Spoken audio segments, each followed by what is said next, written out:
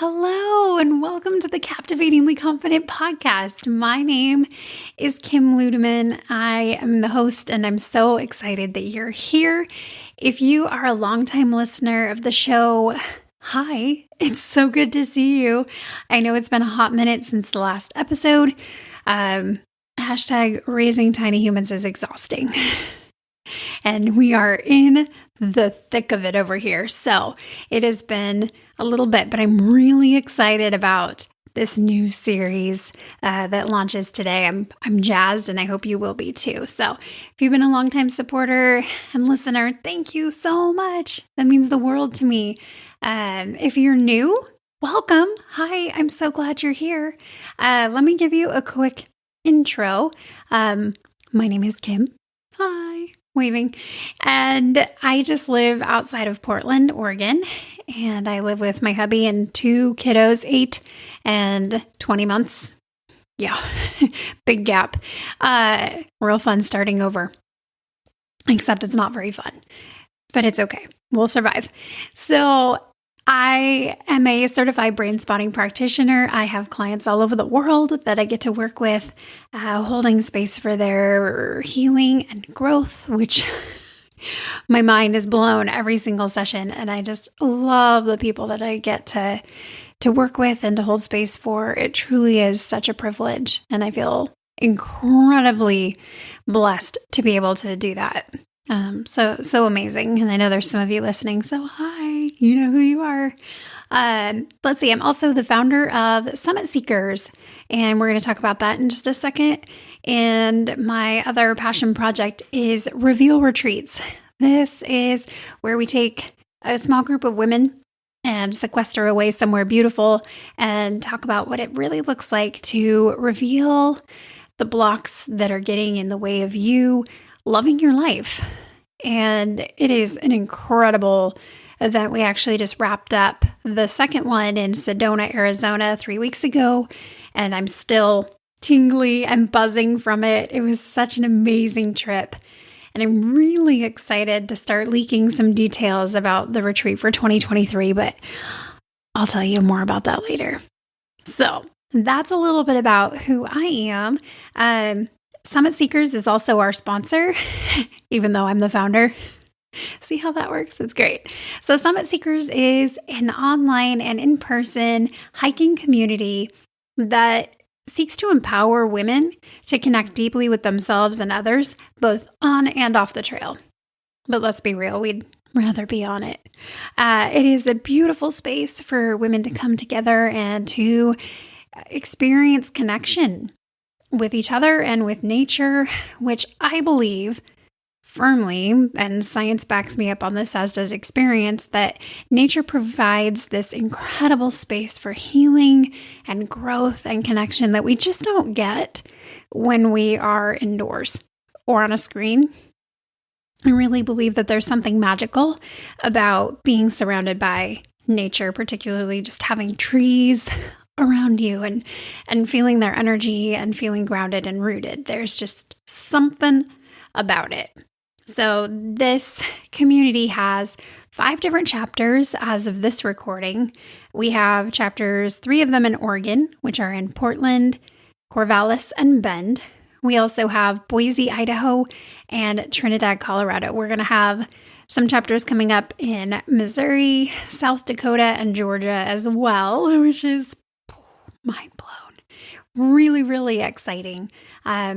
So if you're in those areas, or if you're interested in learning more about how to become a certified Summit Seekers hike leader, please reach out to us. SummitSeekersLLC@gmail.com is a great way to get information on either chapters in your area, or if you're interested in starting one or know someone who is, you're like, hey, go lead these hikes so that I can come too. It's really fun. We also have a happy hour every month that we sit and chat about gear and snacks and trails and all the fun. This month's theme is BYOB, bring your own beanie. So wearing your favorite beanie to the happy hour.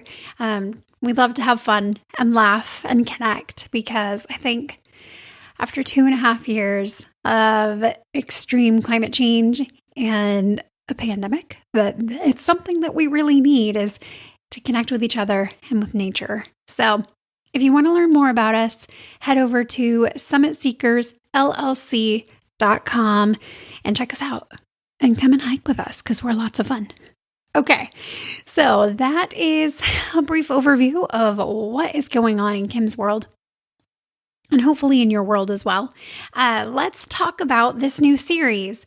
So Brené Brown, a couple of months ago, or maybe a year ago, hashtag COVID time warp, who really knows? What day is it? So she launched a book called Atlas of the Heart, and it's awesome. It's like a glossary, basically, of feelings and really specific definitions of each feeling. And her premise behind the book was that language, it really carries the feelings and it helps us to communicate what it is that we're needing and how to get those needs met. So really having language to talk about feelings is super, super important. And I believe that the words that we use are incredibly powerful.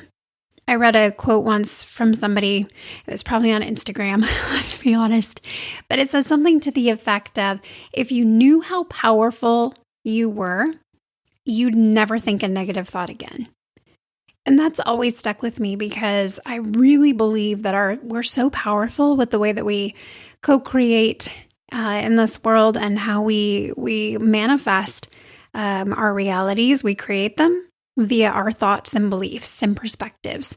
So I really have a passion for helping people make some swaps and some shifts in language to create really powerful results and to just create empowerment, period. Just being able to articulate and communicate about what it is that you're experiencing and to be able to learn how to communicate with other people as well. So with yourself and with others.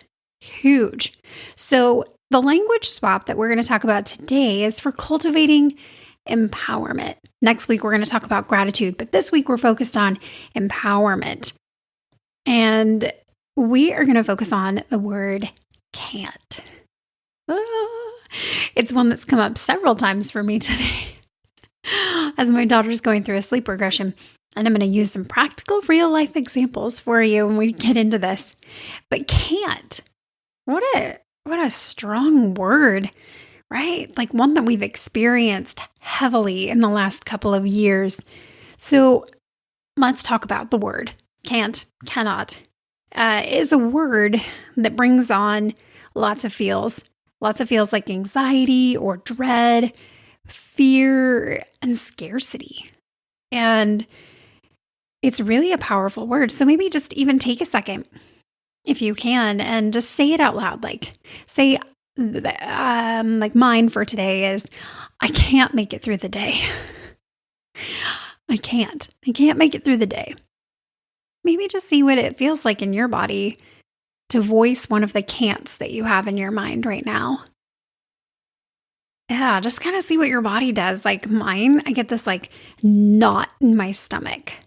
Ugh. And it just, that's where all the energy goes, is right to my stomach.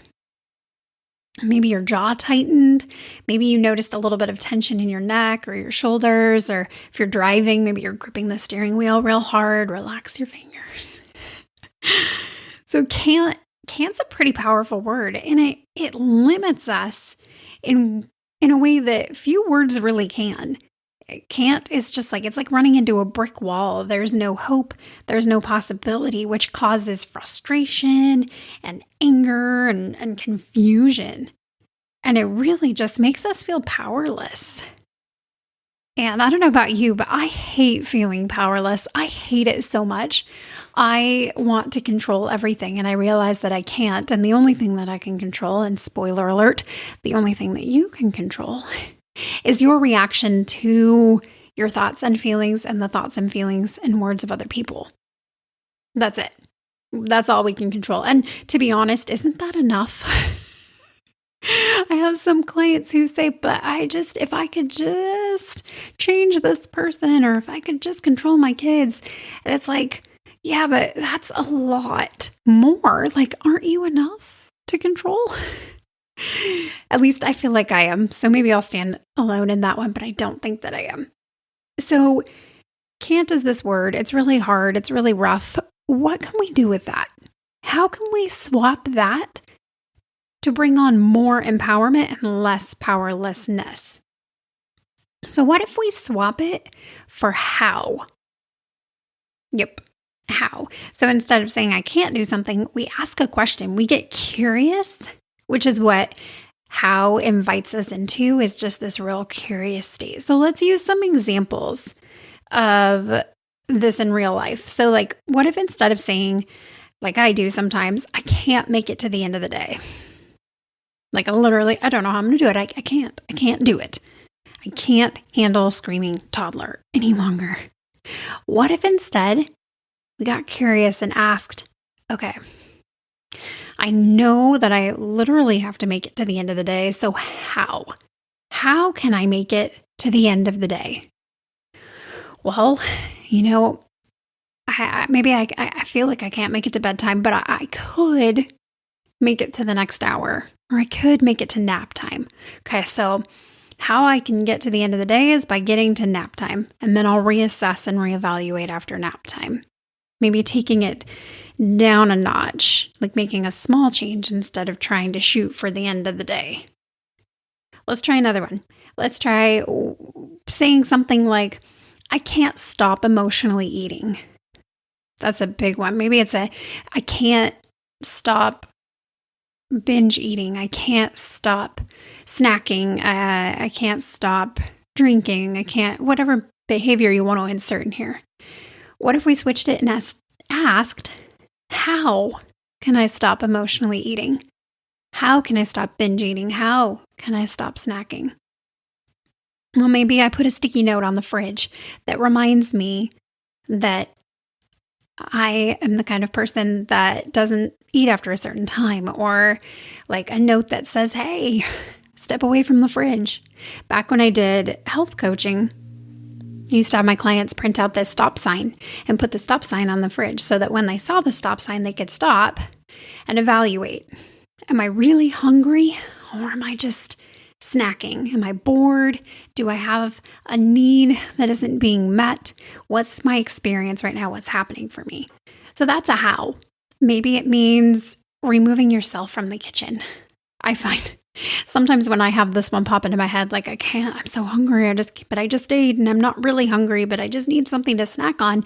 I find that I'm standing in front of the fridge, looking at all the food as I'm trying to talk myself out of it. So maybe it's removing yourself for a few minutes. Maybe it's taking a couple swigs of water and checking in with yourself in a few minutes. But how creates opportunities for us to overcome blocks. Let's try this one. What if instead of saying, I can't seem to do what I know I need to do, I can't seem to do it. That feels really powerless, right? It's like, I know the things that I want to be doing and I feel stuck. Let's ask, how can I do what I know I need to do? I know I need to drink water. I know this is a good thing for me, but I can't seem to do it. How can I do it? Well, maybe I join the fad and I get one of those Stanley cups and I put really fun stickers on it, or I get a cute brewmate that can hold my water bottle or my can of LaCroix or LaCroix, depending on who. LaCroix? Is that LaCroix? Sure. Sparkly water to keep it cool. Maybe I slice up some lemons, so I have fresh lemon slices for my water. Whatever it is, right? See, how begins to kind of get our creative juices flowing. It's like, okay, well, how can I do these things that I know I need to do? And need also, by the way, is kind of a should word. And if you want to learn all about the shoulds, go back to some of the earlier podcast episodes. I talk all about shoulding on yourself and turning need into want, but that's a whole other show. Okay, here's a couple more. What if instead of saying, I can't seem to connect with the people that I love? I can't seem to connect. You switched it and said, how can I connect with my loved ones? This is a big one for me right now. I've been learning from Daniel Tiger. I always learn from Daniel Tiger's Neighborhood. But they have this song that talks about, I can stop and show you I am listening. So when I'm on my phone and my kiddos or my husband are talking to me, I get real zoned in. And one of the things I'm working on is to put my phone down and make eye contact when they're talking to me, so that way they know I'm listening and we can really connect over things. So that's a how. So just, again, switching the language really brings about clarity. Okay, last one. This is a big one that I've heard all throughout my career, is saying something to the effect of, I can't afford to do the things I'm passionate about. I can't afford it. What if we switched and asked, okay, how can I afford to do the things I'm passionate about? Like, I want to join Summit Seekers, but it's $10 a month. Well, that's like a latte and a bagel, depending on where you live. That's like a one trip to Starbucks. So what if we drop a Starbucks visit and now we can have the money freed up to join Summit Seekers? Or how can I afford to do the things I want to do? Can I do a side hustle? Or is there an area that I can adjust my budget? Like, how? How can I afford to do the things I want to? It's so much more empowering than I can't, right? Oh, I love it. I feel like we could just give example after example. Maybe there's some that you can think of right now. So maybe even go back to the first one that you started with, the first can't. I can't make it to the end of the day. Ugh, there's the knot in the stomach. Okay, now let's change it. How can I get to the end of the day? I don't know about you, but that feels lighter to me. It feels like I can stand up a little taller. I can breathe a little deeper. Notice the physiological changes that occur when we shift our language. And as you practice this, you'll become more and more aware of it and feel more and more empowered. It's a little bit addicting. Sometimes it can drive people nuts too. So when we shift from the mindset of can't to how, we really start to work through some blocks and we become able to find solutions and to strategize and to really start to meet our needs and understand what they even are.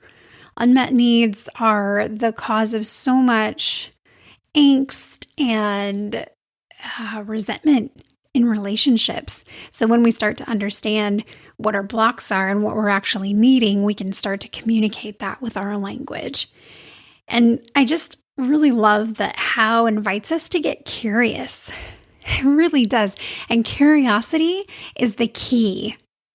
Getting curious, because I think as a culture, we get critical of our experience and we get critical of ourselves and other people.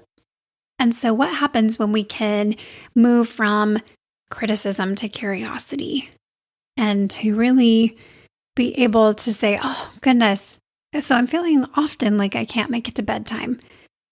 I wonder how I could. I bet I need some more breaks throughout the day. How can I get some breaks? I can ask for help and communicate that that's a need that I have and get that need met. And see what it allows us to do? It creates just a lot of freedom and space to be able to have the things that we're needing and to really meet ourselves where we're at. It just allows for possibility, acceptance, and even creativity, which is amazing because then that gets the other half of our brain, the left side of our brain online when we start to get creative. And then we're really like full throttle working and moving. And when we really practice this, how becomes the resource itself. Like it just is like a word that sparks resources. And then we start to look for resources more easily. Because how many of you struggle with asking for help? My hand is in the air. It can be really challenging to, if you're like me in Enneagram 3, to admit that I can't do it all. Shocker, I know. It's something I'm still recognizing. I can't do it all and I need help. And so asking for help has been pivotal. And as I've learned to do that, it's been so freeing. And it allows for rest. And rest is real good. Rest is best. So maybe look at your can'ts with curiosity and compassion rather than criticism and defeat. See what it would feel like in your body and in your life to make this empowerment switch and to start to find ways to empower yourself, to meet yourself where you're at. It is so amazing when we make these switches. And if you feel like, Kim, this is a big ask, I'm not really sure how to do it. I feel like I might need some more coaching on that. Please reach out to me. This is something that I love to do. I'm really passionate about empowering people to make these changes. And sometimes our blocks are rooted in trauma, which is what brain spotting is all about, helping us reprocess and release stored trauma so that we have more flexibility to start to rewire our brains and create new pathways. So if you feel like you've tried this and you're really stuck, or if you are wanting to start making these changes, but you're new to this kind of language and work, send me an email, kim@captivatinglyconfident.com. You can also find me on Instagram at kim.ludeman. I love DMs. I love chatting with people about this. That's my heart and passion. So make sure you reach out. And I really do believe that you've got this. And I really believe that this will make a big difference in your life if you start to practice it. And if I didn't believe it, I wouldn't be spending time here talking about it, right? Like, this is good stuff. And this is what we're going to be talking about for the next few weeks, is looking at some of these language swaps. Next week, we're going to talk about cultivating gratitude, which is like, if you're a law of attraction person or a manifester or co-creator, this is like the secret sauce is gratitude. And gratitude is one of the highest vibrating sensations out there. It's like magic, how quickly it works and how it can change our whole lives. So we're going to look at language swap around saying sorry and moving into thank you instead. It's a good one. So you're definitely going to want to tune in for the next episode. So make sure that you are subscribed to this podcast. If you found this helpful or think that there's somebody in your life that would benefit from this, make sure you share. You can text the link. You can share it on social media. I would love that. Again, just this idea of what would it look like to have a world full of people who were passionate about personal development, personal growth, and being content in life. I think a lot of times we're sold this line that we're supposed to be happy and that's the goal. And I really, one, what is happy? Two, why is that the goal? What if it was something else? What if it was like inner peace or peace in relationships or contentedness or joy? You know, what would be possible? And how would our world change if we weren't constantly striving for this thing, this happiness thing? But just to be content where we're at, not looking too far ahead and not looking too far behind and just staying really present. I think it would change the world, personally. I think it would. That's why I'm here doing this show, is to just promote a real culture shift around how we're moving through the world, because we all impact one another. And if you start making these changes, it gives people permission to make these changes as well. And it radiates forward. It pays itself forward. Like when we heal, it allows other people to heal. It's incredible. So thank you so much for listening. Again, I know you have so many options for what to have in your ears and how to invest your time. And the fact that you're here and made it this far in the episode is just mind-blowing to me. I am so thankful for you. And again, if you want to reach out about Summit Seekers or Reveal Retreats or Brain Spotting, I am so happy to chat about that with you. You can reach me, Kim, at captivatinglyconfident.com or find me on Instagram at kim.ludeman. May you go into the rest of your day feeling empowered and seeing possibility and hope in the face of any obstacle. You got this. I'll talk to you soon. And that's a wrap. Thank you so much for listening to this episode of Captivatingly Confident. I am so excited that you're here and investing in yourself. If you want to learn more about Captivatingly Confident, you can visit my website, captivatinglyconfident.com. You can also follow me on Instagram at kim.ludeman. Thank you so much for hanging out today. If you would like to, I invite you to subscribe to the show and also to leave a rating and review on iTunes. Every single review means so much to me, and it helps to get the word about Captivatingly Confident out and to help change women's lives. I'll see you next time.